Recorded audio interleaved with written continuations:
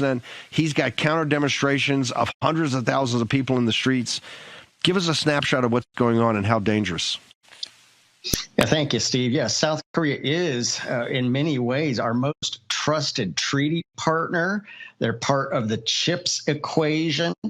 And President Yoon, they are in the fight of their lives right now against essentially a communist coup. Most of these on legacy media, when you see these protests against martial law, 1/3 to 2/3 of those are actually Chinese that have been flown in. This is absolutely crazy. Let's go to this first slide here to explain the lineup of what's going on, please. Here we go, Denver. There we go. So on your left, that's Lee, the leader of the Democratic Party.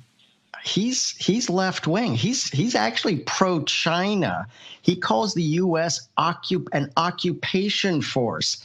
He says, and now he was just convicted of malfeasance. This is why you're seeing everything going on. He was convicted of malfeasance, and that means he potentially can't even run for president, which he wants the presidency. He's a hardcore left-winger, pro-China. He wants U.S. forces out, calls us an occupation force, wants the THAAD missiles out, and works very closely. Now, to the right, that first green oval, that's President Yoon. He declared martial law on December 3rd and 4th. Well, why was that? Now, martial law has a very bad history and background in South Korea, so everybody's gut reaction was, okay, oh, this is bad. And it was in many ways bad, but he did that strategically so that he could launch a raid on the National Election Commission to seize evidence of actually Chinese election interference. That was the whole reason, because legally, that's how the only way he could do it, to raid the National Election Commission.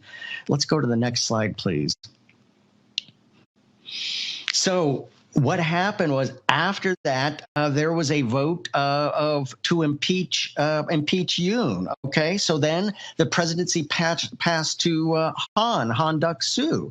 Okay, now he was impeached on December 27th, and the presidency is now President Che. And again, on the left, that's the Democrat Party. They control the National Assembly. It's a unicameral body, but they have 192 seats. The right is the populist Make Korea Great Again Party. These are conservatives. They're in the fight of their lives. There's so much election malfeasance.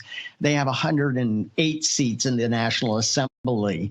But that's what's going on. So there is huge gatherings now on legacy media. All you see is the impeachment. It's actually not like that. Let's see the next slide, please.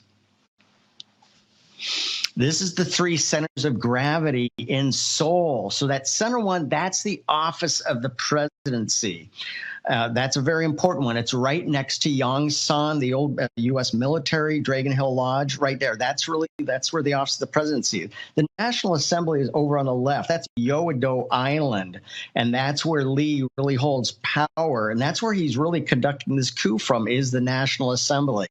Now, just yesterday, they're 12 hours ahead of us, but a huge gathering. The new presidential palace is over to the right. That's where hundreds of thousands of South Koreans trying to stop the steal have been at, and they did effectively, because they're using the term insurrection. You can come back to me here, Denver. They're using the term insurrection. Well, they sent the corruption police. They have to redo this whole impeachment thing because it was based on the word insurrection. Sound familiar? Yeah, you bet they're taking a cue from the Democrat Party here in America. So this is the fight of their lives, and this is potentially buckles the whole right wing of the deterrence against China, and that's exactly why. So also, Yoon is actually really building bridges with Japan. There's a lot of hard feelings still from the Second World War. Totally understand that. That's not totally resolved, but he's reaching out to Japan. However, Lee is extremely anti-Japan and wants to break up that alliance. That's also what China is concerned about. So most of what's going on right now, this is a Chinese malign influence attempting to topple South Korea and really make it a enclave of China. So, Steve, this is so concerning.